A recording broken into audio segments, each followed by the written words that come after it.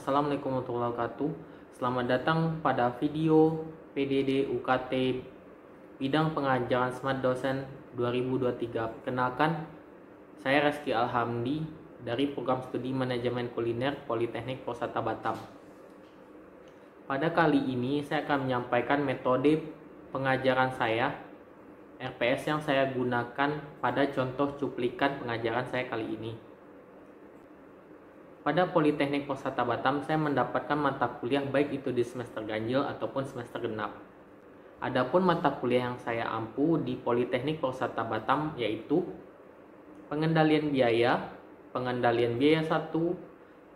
manajemen pendapatan komoditi pangan, perencanaan dan desain menu, operasional tata boga, higien sanitasi dan keselamatan kerja. Pada cuplikan video pengajaran saya yang akan saya perlihatkan setelah ini, saya mengajarkan di mata kuliah perencanaan dan desain menu dengan bobot SKS adalah 2 SKS. Dan mata kuliah ini adalah mata kuliah bersifat wajib. Jadi mahasiswa harus mengikuti mata kuliah ini di program studi manajemen kuliner. Mata kuliah perencanaan dan desain menu ini ditempuh oleh mahasiswa dan mahasiswi di semester 5. Pengajaran saya ini baik bisa berasal dari buku ataupun jurnal, baik itu buku-buku yang sudah terkenal ataupun jurnal yang terbaru yang mengenai mata kuliah ini. Pada pengajaran saya menggunakan konsep DIA, yaitu Delivery, Interactive, and Assessment. Pada metode awal yaitu Delivery, saya menggunakan pengajaran dengan metode ceramah. Kemudian dilanjutkan dengan studi kasus, serta mata kuliah berbasis proyek. Pada proyek atau di pertemuan mata kuliah ada beberapa tugas yang berbasis proyek. Saya di situ meminta mahasiswa untuk membuat sebuah perencanaan sebuah restoran beserta menunya, beserta desainnya, serta berdasarkan bisnis plan-nya. Sehingga dengan adanya tugas dan penjelasan itu, mahasiswa bisa membuat sebuah perencanaan menu, konsep menu yang jelas, terukur, dan bisa digunakan nantinya. Sehingga mahasiswa lebih mudah memahami dalam mata kuliah ini. Pada selanjutnya, setelah delivery, di mata kuliah saya yaitu menggunakan interaktif. Yaitu mahasiswa dibuat sebuah interaksi antara saya sebagai dosen mahasiswa mengenai mata kuliah yang saya ajarkan, baik dalam berupa tanya jawab, diskusi, membahas tentang tema-tema yang sedang dibuat, sehingga mahasiswa bisa memahami dengan mudah materi yang saya ajarkan, ataupun mahasiswa mempunyai ide-ide yang lain mengenai mata kuliah saya, sehingga ada campur tangan atau ada diskusi aktif di kelas itu. Video bagaimana saya mengajar perencanaan menu. Adapun rencana pembelajaran di perencanaan desain menu ini adalah pada akhir capaian mata kuliah, pada akhirnya perkuliahan perencanaan menu untuk mahasiswa Politeknik Posata Batam, tepatnya itu bagaimana memiliki kompetensi dan mengetahui bagaimana cara tentang menu, fungsi menu, serta dapat membuat sebuah menu yang baik untuk restoran dalam skala besar maupun skala kecil. Adapun deskripsi mata kuliah perencanaan desain menu ini adalah mata kuliah perencanaan dan desain menu ini bertujuan untuk membekali para mahasiswa pengetahuan, pemahaman, serta mengaplikasikan menu. Dalam perkuliahan ini dibahas tentang apa yang itu tentang bagaimana menu, kemudian manajemen menu, dan cara membuat menu sesuai dengan kondisi hotel atau restoran di tren saat itu. Kegiatan belajar di mata kuliah perencanaan dan desain menu itu meliputi berbagai pendekatan dan banyak metode dengan melibatkan mahasiswa seperti diskusi, paparan hasil pengamatan, kemudian cara memahami dan merancang menu. Dan di mata kuliah perencanaan desain menu ini komposisinya berimbang antara teori dan praktek, dan evaluasi dilakukan melalui tes tertulis, kemudian dan tugas-tugas terstruktur dan partisipasi mahasiswa di kelas. Adapun sub dari mata kuliah perencanaan desain menu ini adalah pengenalan perencanaan menu, desain menu, analisis studi kelayakan, presentasi mahasiswa, menu pricing, kemudian membuat menu dalam kelompok kerja, analisis menu, menu engineering, dan analisis menu berdasarkan cost, dan terakhir adalah analisis menu berdasarkan popularitas.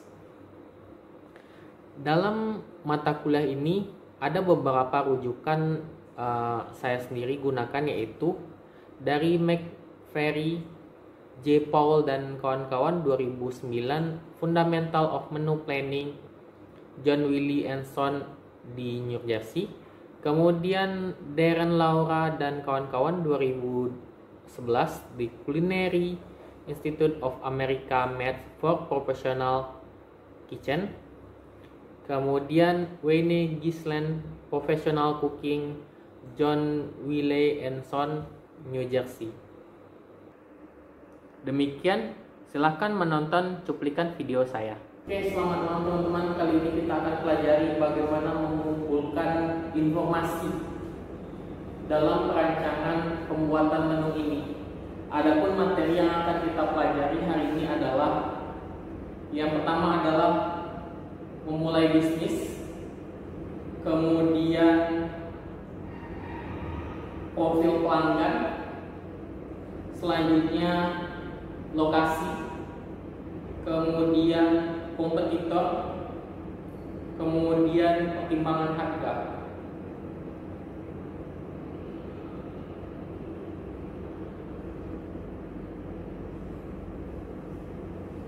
Nah, jadi pertamanya kita akan merancang untuk mengumpulkan informasi apa yang kita butuhkan dalam sebuah perencanaan sebuah menu. Mulai dari memulai bisnis. Apa yang pertama yang kita lakukan dulu? Mau jual apa dulu? Oke. Kita mau bikin apa dulu yang mau kita jual? Ya? Target pasarnya, Pak. Oke, target pasar. Pasar di mana? Pasarnya ke kalangan dewasa, remaja. Oke. Ya, apa lagi mas? Dia tahu apa yang pertama kalau bisnis F&B yang kita jualkan?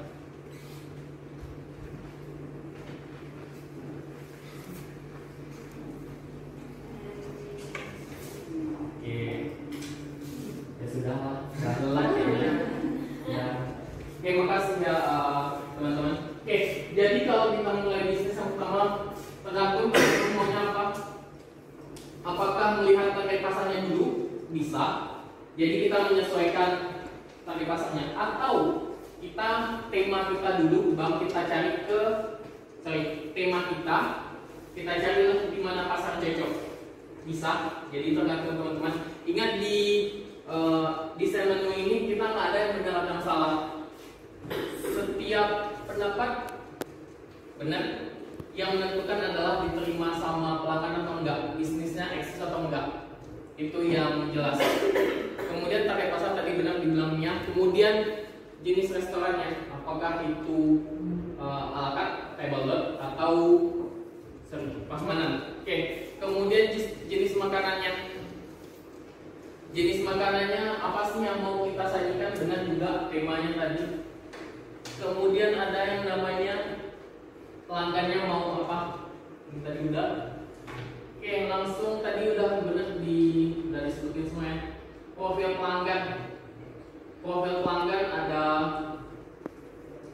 berapa rincian usianya yang ada ditinggal, misalnya teman-teman buka di Nagoya, kira-kira berapa usia yang akan datang ke kafe restorannya, kemudian berapa jumlah rumah tangganya, ini berapa yang tinggal di sana ya, kemudian pendapatan rata-rata per keluarga. Lanjut ke lokasi. Saya agak sedikit percepat ya. Jadi apa sih tipe bisnis yang ada di sana? Kalau misalnya di Nagoya, tipe bisnis yang ada di sana apa teman-teman? Bisnis yang saya maksud ini, kita kan bisnis F&B, biasanya kan melengkapi. Jadi ada suatu perusahaan kalau makan siang ke kita ataupun mau sarapan ke kita. Kalau di Nagoya apa kira-kira? Coffee shop. Kalau galangan kapal di mana kalau di Batam ini? Lokasinya? Kupang atau apa? Oke. Nah, kalau misalnya kita mau buka bisnis di situ, kira-kira cocok makanannya apa di sana ya? Padang ya? Padang semua. Oke, intinya murah ya, sama porsinya agak banyak ya. Kalau misalnya di sini lokasinya di PT mana? Kuning. Kalau misalnya kita bisnis F&B di sana yang cocok untuk pelanggan di sana apa? Kafe? Coffee shop? Sama sih ya, normal ya. Nasi Padang. Kayaknya di mana aja kayaknya nasi Padang bisa kayaknya. Nasi goreng, air airnya. Semuanya ya. Jadi semuanya bisa. Itu kalau misalnya kita lihat dari pekerjaan mereka di sana. Lanjut. Kalau yang tempat hiburan itu biasanya sekali-sekali yang datang ke sana ya, benar ya. Jadi mereka jangan membutuhkan pelanggan. Jadi kalau misalnya bisnis F&B itu yang nggak butuh pelanggan, sorry maksudnya cuma datang sekali nggak tahu kapan lagi balik, biasanya dia menaikkan harga tinggi. Tapi kalau misalnya bisnis F&B yang butuh pelanggan, biasanya harganya yang cocok sama pelanggannya. Kalau misalnya di taman hiburan kan kapan lagi dia balik, jadi harganya tinggi, jadi dia nggak perlu ada langganan. Sama juga ada lagi yang lebih tinggi daripada taman hiburan, F&B masakan bandara ya, nama kayak sana ya, berapa ya, hotel ya, hotel memang hotel mungkin kelas menengah ke atas ya, jadi harganya pun agak beda ya. Oke, itu satu. Biasanya kalau saya agak ya.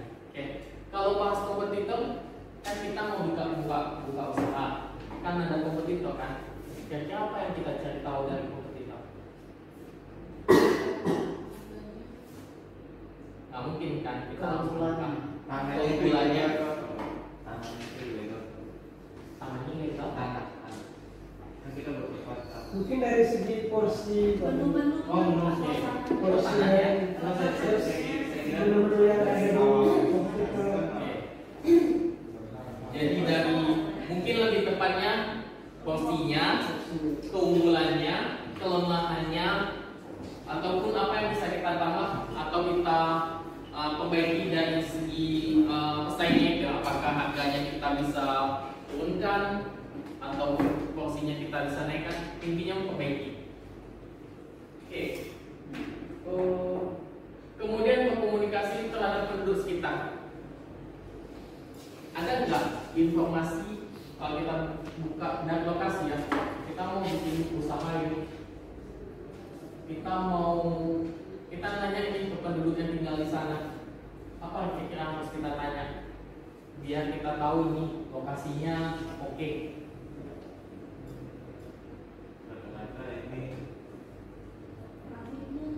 Kami enggak, kayaknya bisa kita lihat. yang hanya tahu penduduk lokal.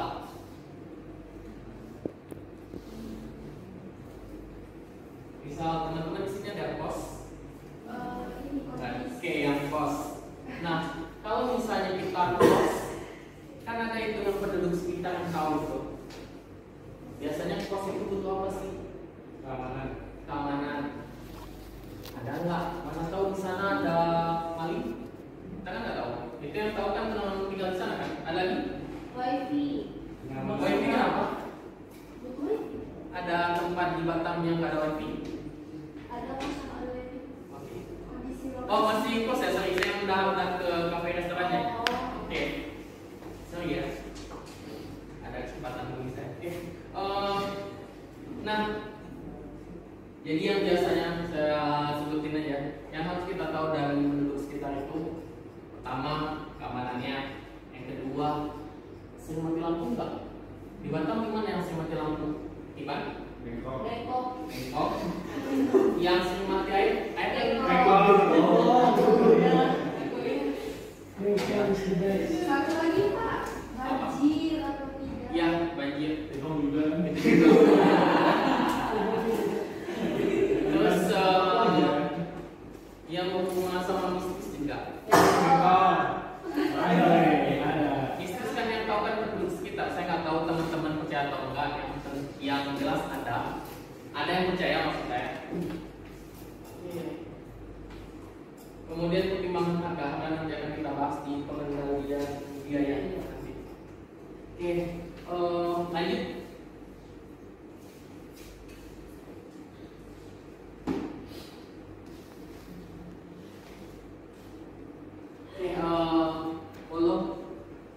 Makasih. Apa yang ada? Ya, Logo. Itu pun dibantu ya. Oke. Penjelasan ini. Deskripsi menu. Ada lagi? Itu apa ya? Bestsellernya ada apa aja? Bestsellernya. Ada ya bestseller? Information. Iya. Nah, Keterangan energi. oke. Ini biasanya di bold biasanya. Keterangan vegetarian. Oke, vegetarian. Ketulangan. Signature menu. Signature menu. Udah ya belum ya? Jenis menunya kayak isi dessert atau Kategori menu. ya kategori mana? Yang ada di kertas menu apapun itu. Bentuknya menu. Maksudnya kan ada yang buku, ada yang Oke. Yang ada di kertas menu bukan bentuknya saya minta. Tidak. pajak. Iya. Pajak. Pajak. Masih lah. Bukan pajak penghasilan. Enggak. Iya, saya mahal satu-satu.